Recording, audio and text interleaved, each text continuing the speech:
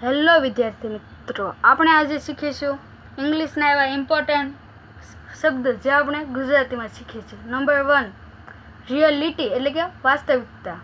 Everyone એટલે કે દરેક વ્યક્તિ. ઓલરેડી એટલે પહેલેથી જ. અધરવાઇઝ એટલે કે અન્યથા. ગુડ લક એટલે કે સારું નસીબ. એની ટાઈમ એટલે કે કોઈ પણ સમય. હોપ એટલે કે આશા. હોલ એટલે કે સમગ્ર. સેડનેસ એટલે કે ઉદાસી.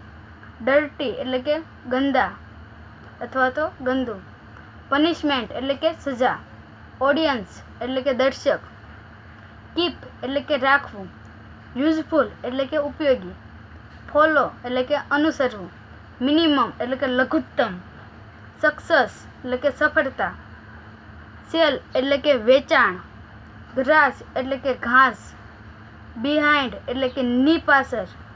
સ્ટ્રેસ એટલે કે તણાવ. સ્કિલ એટલે કે આવડત. અધર એટલે કે અન્ય. સોશિયલ એટલે કે સામાજિક. નીડ એટલે કે જરૂરત. જો વિદ્યાર્થી મિત્રો તમને આ વિડીયો પસંદ આવ્યો હોય તો અમારી ચેનલને સબસ્ક્રાઈબ કરવાનું ભૂલતા નહીં અને આ વિડીયોને લાઈક કરી દેજો.